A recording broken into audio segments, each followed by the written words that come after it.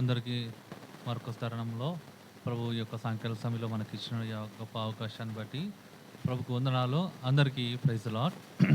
ఈ యొక్క సాయంకాల సమయంలో దేవుణ్ణి మనము ఆరాధించడానికి ప్రభు ఒక దివ్యమైన వాక్యాన్ని చూసుకొని వాక్యానుసారంగా ప్రభుని మనము ఆరాధిద్దాము. ఇందాక మనము చదువుకున్న కీర్తనలో 73వ కీర్తనలలో ఒక మాట రాసిపెడింది. మొదటి మాట చదవండి, 1వ వచనంలో.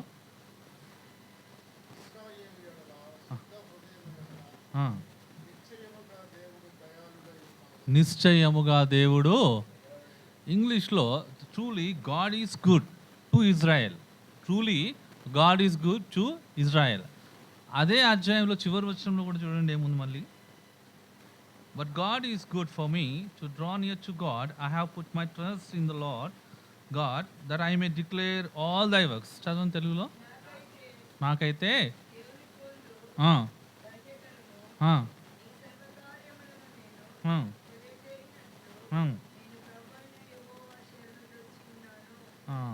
అంటే ఇంగ్లీష్లో God is good for me. ఇక్కడ ఆరంభంలోనూ అంతము వచనంలోనూ దేవుడు మంచివాడు. God has N good intentions for every one.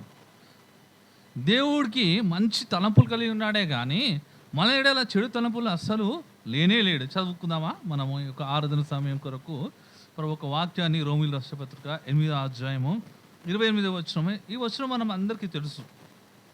పడుకొని లేచిన తర్వాత అడిగితే కూడా కంఠత వాక్యం లాగా మనం అందరము కూడా ఈ వాక్యాన్ని అంతగా ధ్యానిస్తాము. ఎన్నో పర్యాలు ఈ వాక్యాన్ని కూడా మనం మాట్లాడుతూ ఉంటున్నాం. Let us read all together. మనమందరం కలిసి ఈ వాక్యాన్ని చదువుకుందాం. రోమీయుల రాసిన పత్రిక 8వ అధ్యాయం 28వ వచనము. ఈ వాక్యాన్ని అందరం కలిసి చదువుకుందాం. And we know that all things work together for good to them that love God, to them who are called according to His purpose. ప్రభు సాయం కొరకై క్లుప్తంగా ప్రార్థన చేసుకుందాం. మా ప్రేమ గల పరలోక మన తండ్రి, ఈ యొక్క సంకల్ప సమయంలో ప్రభా ఈ యొక్క మందిరావరంలో ప్రభా ఈ చదివిన లేఖనాలను దీవించండి, ఆస్వాదించండి, మాతో మాట్లాడండి. ఇక్కడ వచ్చిన వారందరితో కూడా మాట్లాడండి. నీ వాక్యము ప్రభా హృదయములకు చొచ్చునట్లుగా మా అంతరంగంలో మాకు సత్యం కలగజేసి నేను ఆత్మపూర్వంగా సత్యముతో ఆత్మతో నేను ఆరాధించడానికి కృప దయచండి. వచ్చిన వారిని దీవించండి, రానున్న వారిని కూడా జ్ఞాపకం చేసుకుని ప్రభా నీకే మహిమ ఘనత ప్రభావాలు చెల్లించుకొని ప్రార్థిస్తాను. నీ ప్రజమైన దావస్తుని జ్ఞాపకం చేసుకుని అర్హమైన పాత్రగా, పరిశుద్ధ పాత్రగా, మహిమ పాత్రగా, ఘనత పాత్రగా ప్రభా తండ్రి ఈ యొక్క పాత్రని ప్రభా మరి పరిశుద్ధపరిచి నీ రక్తం కడిగి మరి ప్రభా నీ మహిమకు ప్రభా వాడుకోమని ఈ యొక్క సాయంకాలంలో నేను వేడుకుంటున్నాను. సహాయం చేయమని యేసునామమున మనం ప్రార్థిస్తున్నాము తండ్రి, ఆమేన్. సో ఇక్కడ రోమీయుల రాసిన పత్రిక 8:28లో మనం చూసినట్లయితే దేవుణ్ణి ప్రేమించు వారికి, ఇట్ ఈస్ ఎన్ క్వశ్చన్. బైబిల్లో మనం చూసినట్లయితే కొన్ని సెంటెన్సెస్, కొన్ని ప్రామిసెస్, దాని తర్వాత కొన్ని ఆన్సర్స్ మనకు అవన్నీ కనబడతా ఉంటాయి. ఈ వచనంలో ఎంత డెప్త్గా మనం ఆలోచిస్తే అంతగా దేవుని తెలుసుకుంటాం, అంతగా ప్రభుని మనము ఆరాధించగలుగుతాం. ఇక్కడ ప్రభు వాక్యం ఏం తెలుసు? దేవుని ప్రేమించు వారికి. It is a question. Are you love God? దేవుణ్ణి ప్రేమించు వారికి. ఎవరు దేవుణ్ణి ప్రేమిస్తున్నారు? నిజంగా ఆయన ప్రణాళికలో ఎవరైతే ఉంటున్నారో ఆయన, అందుకోసం దేవుడు అంటాడు కదా, కార్యము ఆరంభముకు ముందు అంతమైనకు తెలుసు అంట. He knows your end and my end before the beginning. Therefore are you love God? నీ అంతం ఏమైందో, మనము మనుషులముగా ఇక్కడ పుట్టాము, ఇక్కడ చచ్చిపోతాము, ఇంతవరకే ఈ గ్యాప్లోనే ఆలోచిస్తున్నాము. కానీ God is thinking about you beyond that. అందుకోసం ఇక్కడ ఏమంటున్నాడు? దేవుణ్ణి ప్రేమించే వారికి అనగా ఆయన సంకల్పం, ఆయనకు ఒక సంకల్పం ఉందంట. ఆ సంకల్పంలో ఆ ప్రణాళిక పోవడానికి సమస్తాన్ని ఏం చేస్తున్నాడంట? మేలు కలుగుటకే సమకూరుస్తున్నాడంట. అంటే ఏంటిది? Is working out. ఆయనే దిగి వచ్చి నీ సమస్యలోకి, నా సమస్యలోకి, ఇబ్బందులోకి, అది కుటుంబ సమస్యమైనా, సంఘ సమస్య అయినా, ఉద్యోగ సమస్యమైనా, ఏ సమస్య అయినప్పటికీ కూడా ఆయన దిగి వచ్చి ఈజ్ వర్కింగ్ అవుట్. సమస్తాన్ని సమకూడి జరిగించుటకు, మేలు కలుగుటకే సమస్తాన్ని సమకూరుస్తున్నాడు. ఎవరు చేస్తున్నారు ఇవన్నీ? దేవదూతలు చేస్తున్నారా? ఆయననే చేస్తున్నాడంటే దిగి వచ్చి. అందును బట్టి ఈ లోకానికి మన జీవితము, లేకుంటే మన సంఘ జీవితం, మన వ్యక్తిగత జీవితము చేదుగా ఉంటుందేమో, ఎందుకు? వాళ్ళు ఇక్కడ నుంచి ఇక్కడ వరకే ఆలోచిస్తారు. కానీ ఆయనకు ఒక సంకల్పం ఉంది. ఇక్కడ మొట్టమొదటి మనం చూసినట్లయితే God is a good God. దేవుడు మంచి దేవుడు. అందును బట్టి మనం ఆయనని ఆరాధించాలి. Is a good God, therefore I worship him because God has a good intentions to me. ఆయన నా పట్ల మంచి తలంపులు, ఆలోచనలు కలిగి ఉన్నాడు. అందును బట్టి నేను నా జీవితంలో చేదు జరిగిందని, ఇబ్బంది జరిగిందని, ప్రాబ్లం జరిగిందని, వదిలేసిపోయారని, లేకుంటే నాకు ఎవరు ప్రార్థించట్లేదని, నన్ను ఎవరు ప్రేమించట్లేదని, this means God is not a good God because is working out. ఈ 5 పాయింట్స్ ఉన్నాయి, క్లుప్తంగా చెప్తాను. అందులో మీకు అంతా అర్థమైపోతుంటుంది దేవుని ఏ విధంగా ఆరాధించాలో, how God is working out in my life and your life. ఇక్కడ దేవుడు ఏమంటున్నాడు? దేవుణ్ణి ప్రేమించే వారికి. ఈ ప్రశ్నకి మనం నిజంగా దేవుణ్ణి ప్రేమిస్తున్నామా? మత్తయి వార్తలు ఏమంటాడు? నువ్వు నన్ను ప్రేమిస్తే నా ఆజ్ఞలను. Simple answer. Are you love God? The immediate answer is do my commandments అని అంటాడు. What is the commandments? మనకు తెలుసు, 10 ఆజ్ఞలు తెలుసు. ఇంకా love your neighbour as yourself అంటాడు. ఇంకా ఎన్నో ఉంటాయి. కానీ ఇక్కడ మనం చూసినట్లయితే యథార్థంగా దేవుని మనము ఆరాధిస్తున్నామా? ఆయన ఆరాధించే క్రమములో ఆయన మన జీవితంలో అన్ని విషయాలలో వర్కౌట్ చేస్తున్నప్పుడు ఆయన ఆజ్ఞలు ఒక్కొక్కటిగా చదువుతున్నప్పుడు ప్రతిరోజు వారితో మాట్లాడుతూ ఉంటాడు. ఇంకా ఆయన స్వరూపానికి మాట్లాడు. చూడండి 29, 30 వచ్చిన చదవండి. మత్తయి సువార్త రోమీయుల పత్రిక 8వ అధ్యాయం 29, 30. 29, 30. ఎందుకనగా తన అనేక సహోదరులలో జ్యేష్ఠుడగునట్లు ఎవరి ముందుగా ఎరిగెనో వారు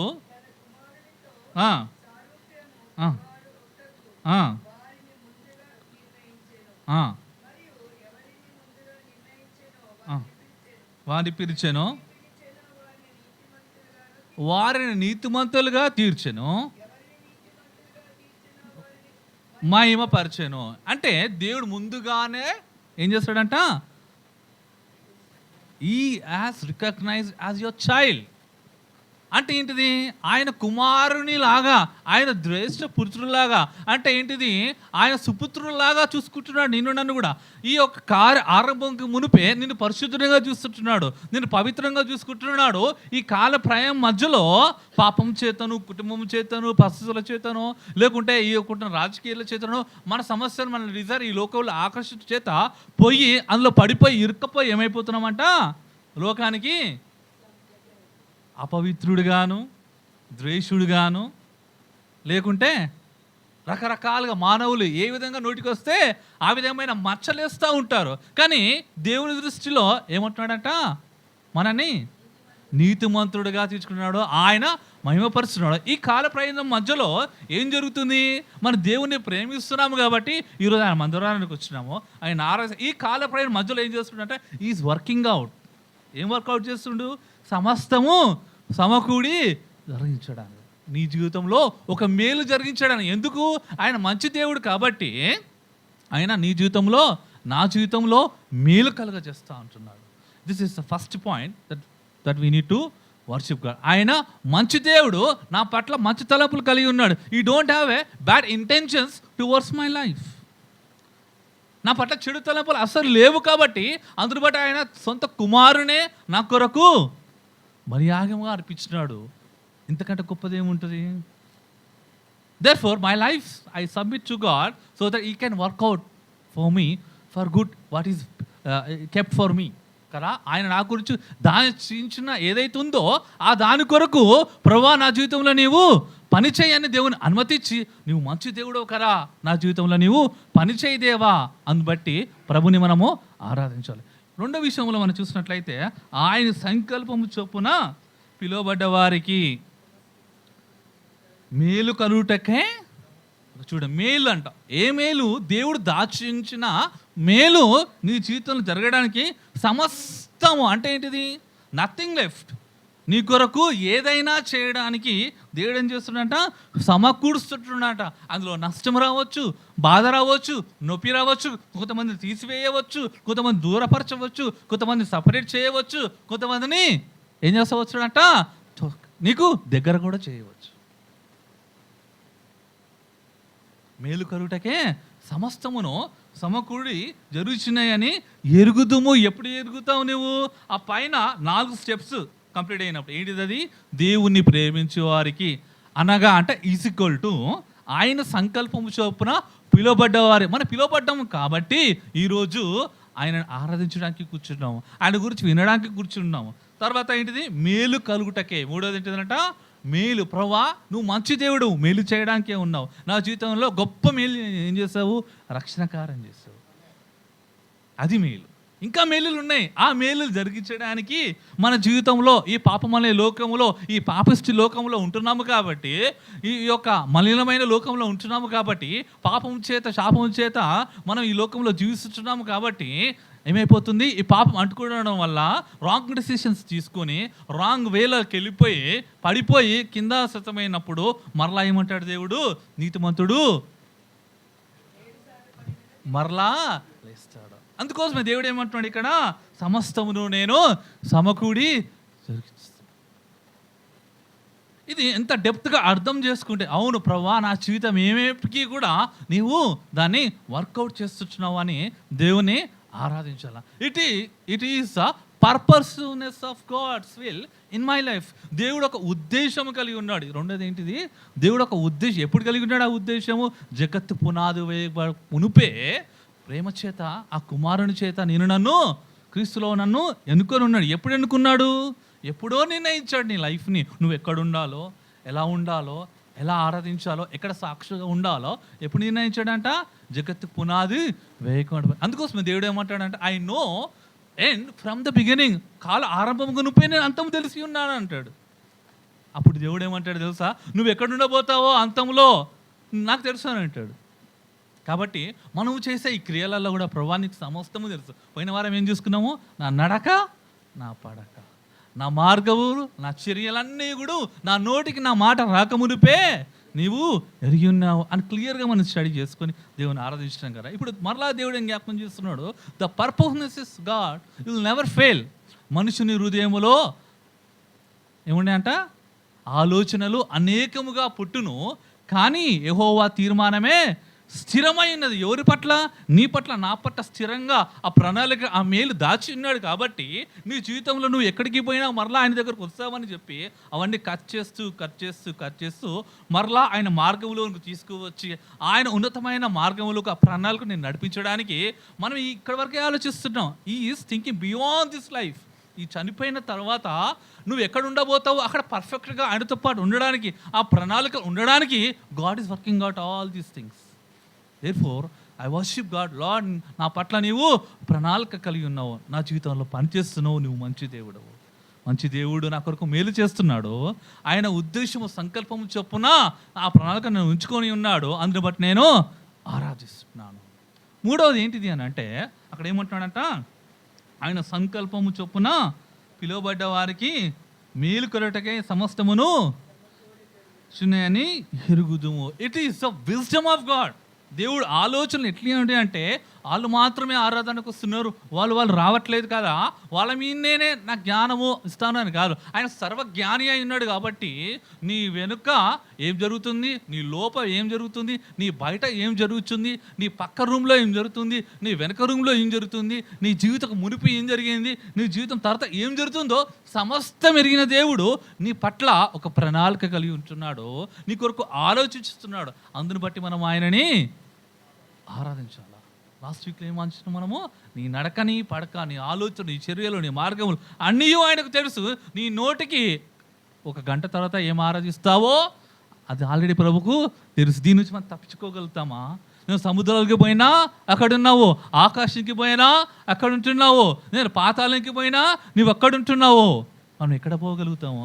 సమస్తం ఎరిగిన దేవుణ్ణి ఎదుట ఆయన సన్నిధిలో ఉండడమే నాకు మేలు. అందుని బట్టి మనము ఆయన మంచితనాన్ని బట్టి ప్రభువా నీవు నా పట్ల కలిగిన ప్రణాళిక అది ఎంతో ఉన్నతమైనది. అందుని బట్టి దేవుణ్ణి ఆరాధించాలి. దేవుణ్ణి ఆయన సంకల్పం చొప్పున పిలువబడ్డ వారికి, అంటే ఎవరైతే పిలువబడ్డారో ఆ రక్షణ సువార్త ద్వారా, ఆ పిలుపు ద్వారా సార్జిన్ గ్రేస్ ఆఫ్ గాడ్ ఒకటి ఉంది, అది అందరికీ. కానీ ఇక్కడ పిలువబడ్డవారు ఎవరంటే certain people to do God's will in a specific time, in a specific purpose.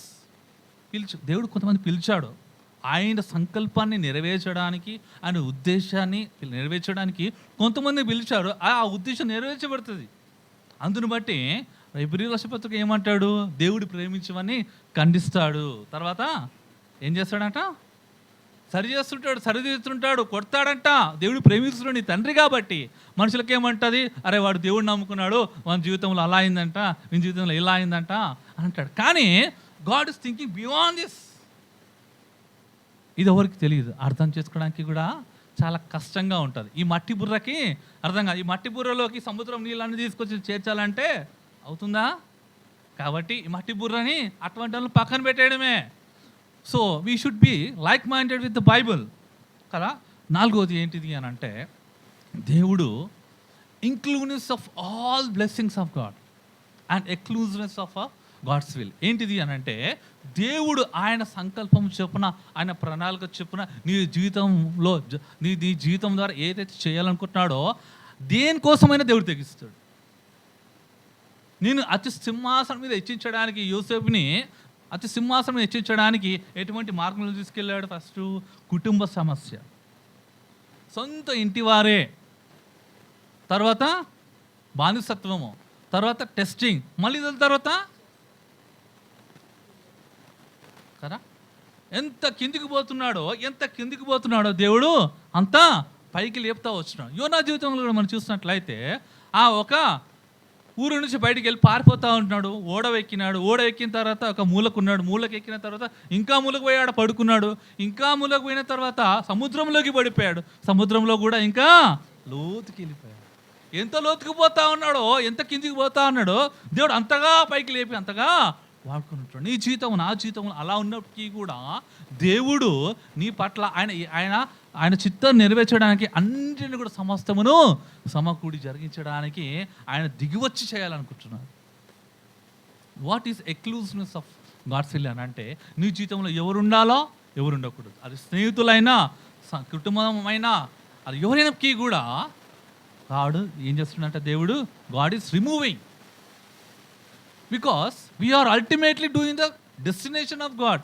మనము దేవుని చిత్తాన్ని నెరవేర్చడానికి, ఆయన సంకల్పం నెరవేర్చడానికి దేవుడు సమస్తమును నా జీవితంలో జరిగించుచున్నాడు. కాబట్టి ఆయనకు మహిమకరంగా, ఆయనకి కిరీటంగా, ఆయనకు దీవెనకరంగా మనం లేము అని అన్నట్లే మన జీవితంలో మనకి కీడు ఆయనతున్నవి మేలవుతున్నాయి. అవన్నిటిని దేవుడు కొన్ని కట్ చేస్తున్నాడు, కొన్ని యాడ్ చేస్తుంటాడు, కొన్ని తీసేస్తున్నాడు, కొన్ని దూరపరుస్తున్నాడు. అందుని బట్టి ప్రభువా నేను నిన్ను ఆరాధిస్తున్నాను, నా జీవితంలో నువ్వు చేస్తున్న వాటిని బట్టి ఆరాధిస్తున్నాను. Therefore we give thanks to God because what he is doing in my life.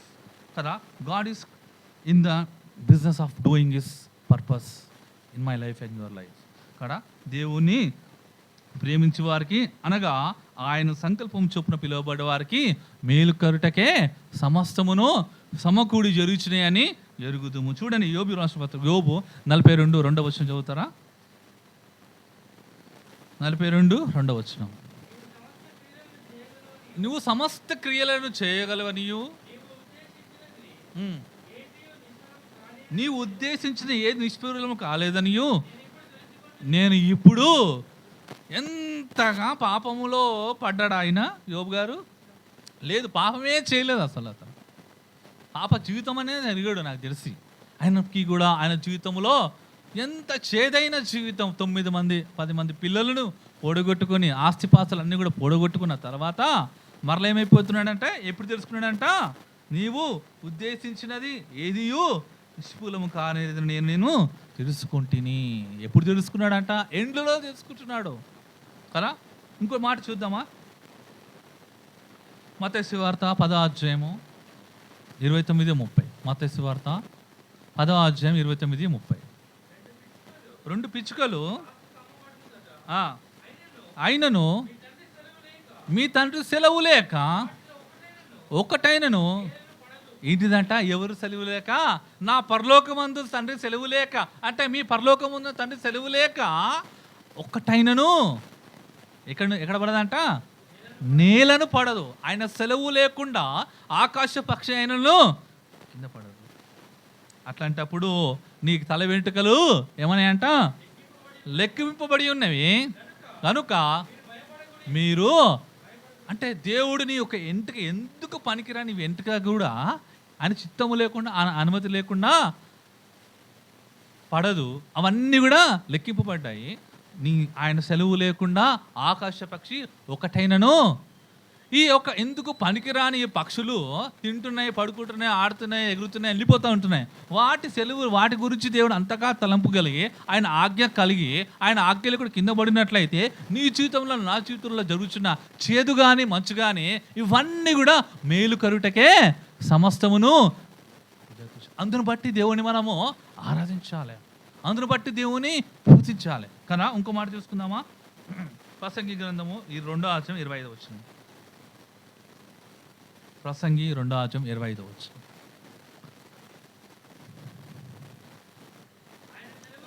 ఆయన సెలవు లేక భోజనము చేసి సంతోషించుట ఎవడికి? ఈ భూమి మీద ఎంత కోట్లాది మంది ఉంటున్నారు, ఎన్ని పూటలు తింటున్నారు? పేషెంట్లు అయితే 5 సార్లు, కొంచెం ఎంగుగా ఉన్న వాళ్ళు అయితే 3 పూటలు తింటున్నారు. కానీ ఇక్కడ ఏమంటున్నాడంట, ఆయన సెలవు లేక ఒకడు భోజనం చేసి సంతోషించుట. అంటే what a goodness of God. అందరి పట్ల దేవుడు నమ్మిన వారికి నమ్మని వారికి అందరికీ దేవుడు ఏందంట, ఆయన కనికరము ఆయన మంచితనమును బట్టి వాడు తిని ఆనందిస్తున్నాడంటే ఇది ఎవరి సెలవు? Therefore, Lord, I am here, whatever it may be, my life. I worship you. I give thanks to you because I am in your presence. You gave me salvation. You gave me a word. You gave me everything, whatever it may be, my life present. But you are working out for good, for eternity. నీ చిత్తం కొరకు నీ సిద్ధపరుస్తున్నాడు. అందును బట్టి నీ జీవితంలో ఏదైనప్పటికీ కూడా నిన్ను దేనికోసం సిద్ధపరుస్తున్నాడు? ఆయనతో పాటు ఆయన స్వరూపంగా ఆయన కుమారుని జ్యేష్ఠత్వముగా ఆయన కుమారుని సమాసంలో నీ కూడా ఉండాలని